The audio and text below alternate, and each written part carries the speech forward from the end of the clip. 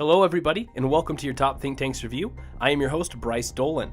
Today we're going to take a look at 5 of your top 50 United States think tanks.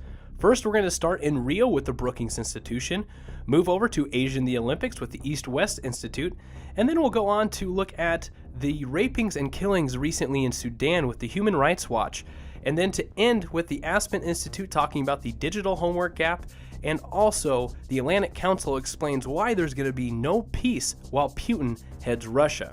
Now, to begin, we touched on in the last segment about all the negative things that's really going on in the city of Rio de Janeiro.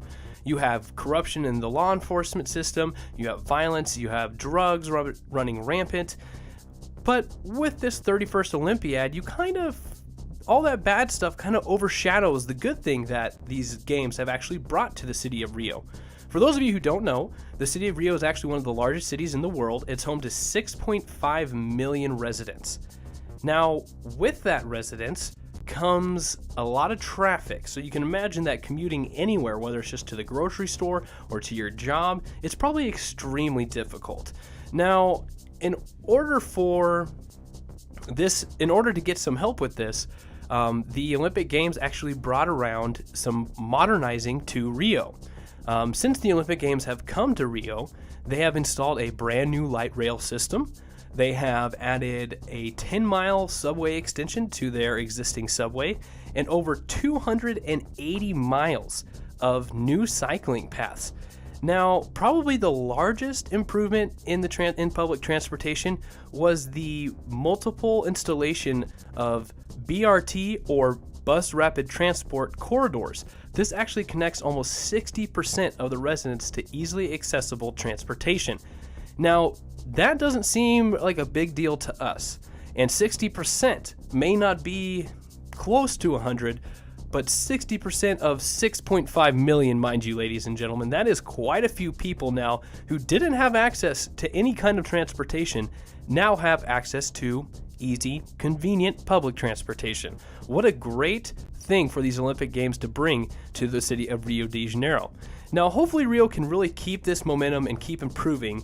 But speaking of Rio, if you watched the 2016 Olympics, you've probably noticed some familiar sights. Michael Phelps winning multiple golds, the U.S. dominating in swimming all around and gymnastics, and the constant changing in medal count. And of course, the neck-and-neck fight for first place, usually between the United States and China.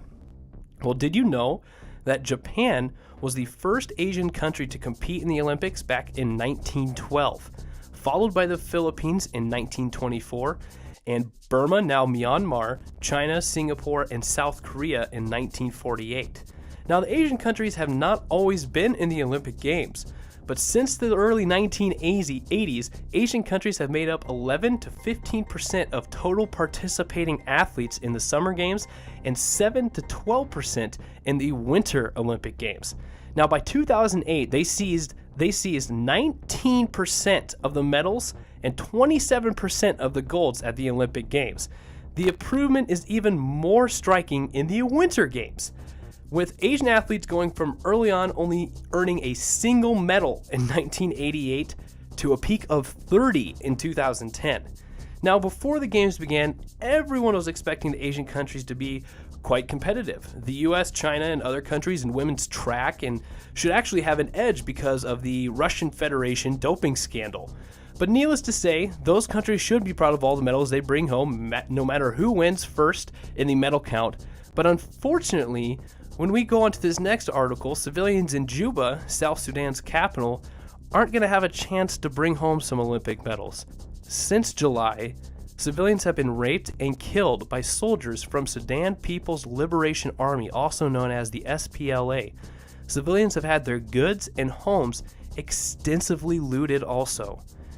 Now, Daniel Beckley, the Africa director of Human Rights Watch, said a year after South Sudan's leaders signed a peace deal, civilians are dying, women are being raped, and millions of people are afraid to go home. Now, the UN continues to send more peacekeepers to Juba, but unfortunately, this is only making the violence worse. Under a peace agreement signed over a year ago, on August 15, 2015, the two sides have agreed to form a national unified government, integrating their forces and establishing a sort of hybrid court.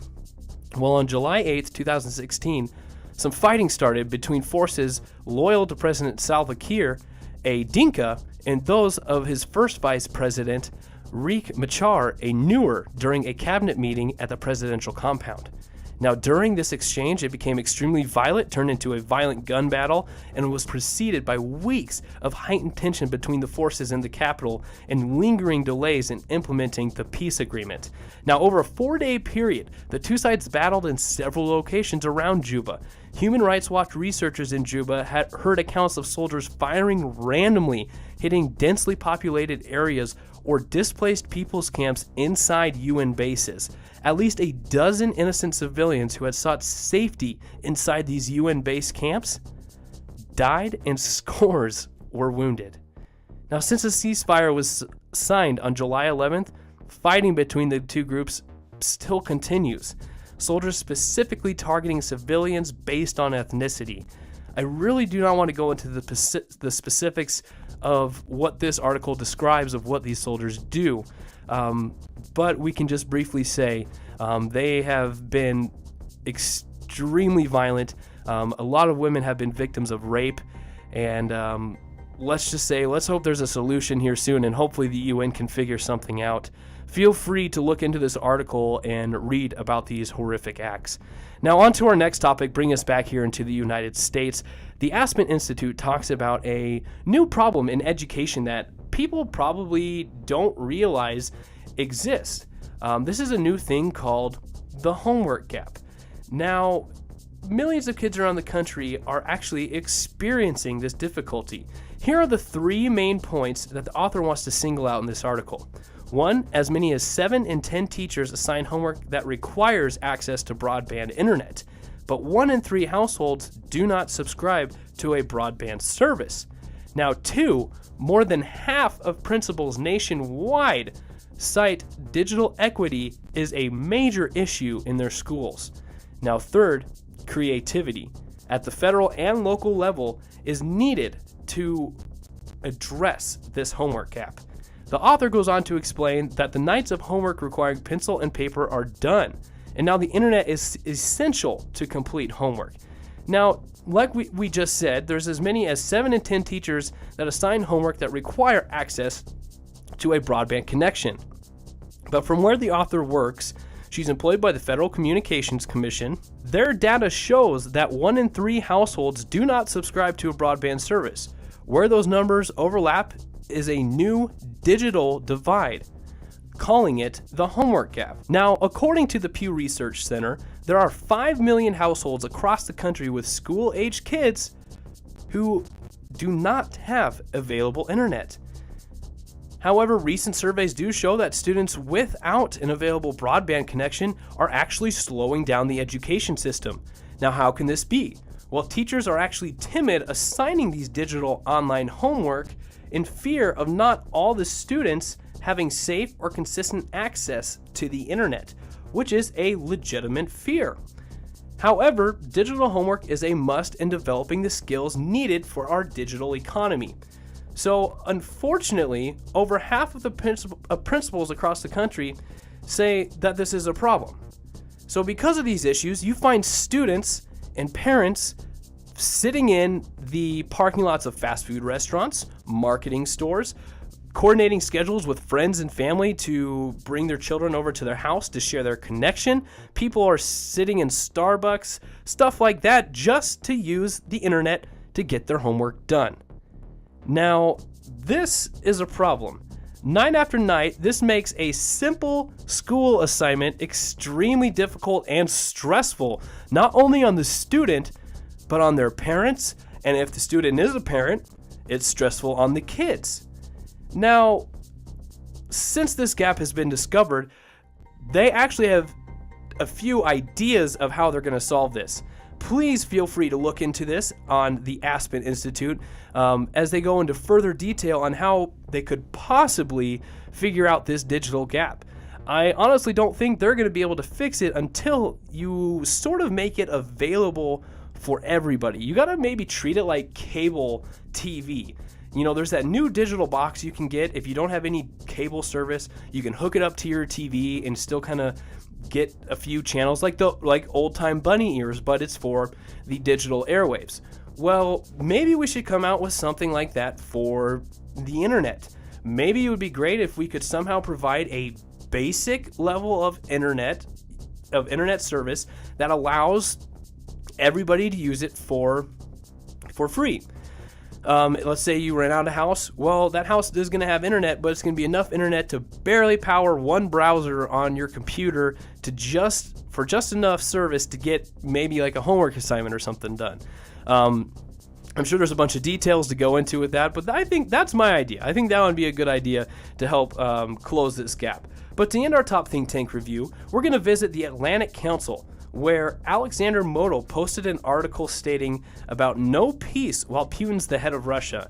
Now, peace in Europe is impossible as long as Vladimir Putin remains the Russian leader, according to this author, as both the biggest obstacle in peace and the key source actually of potential war. Putin has become the main threat to Russia's neighbor and actually the West. Now, what exactly motivates Putin?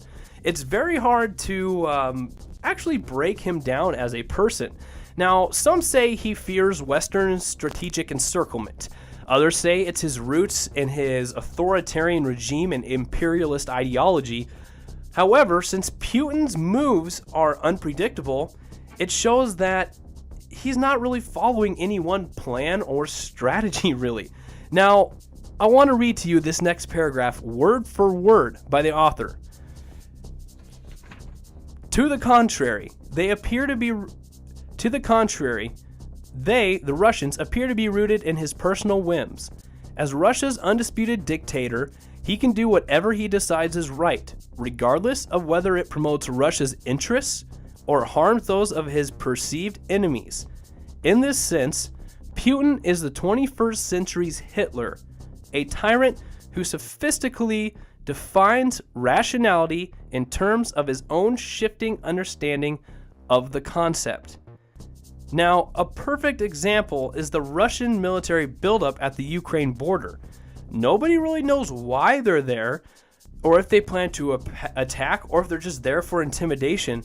They could be used to scare people into supporting Putin's party in September, but nobody really knows. With the increasing militarization in China, with the China Sea, and with these rising tensions at Russian borders, I think we're in a pretty high-pressured time right now. The author continues on to question, is Putin rational? Now, his final summation is, of course not. Putin isn't rational. If rationality entails understanding the relationship between actions and consequences, between causes and effects, Putin must be actually quite irrational. Not because he gets the relationship wrong, but because he appears to believe that all of his actions actually have no consequences, no effects, hence his unpredictability, according to the author for this article. So you can actually find all the links to these articles in the description below. While you do that, please subscribe to our YouTube channel. You can find all of our videos on our YouTube channel, follow us on Twitter, and give us a like on Facebook. But until then, take care, and I'll see you next time. I'm Bryce Dolan, and this was your Top Think Tanks Review.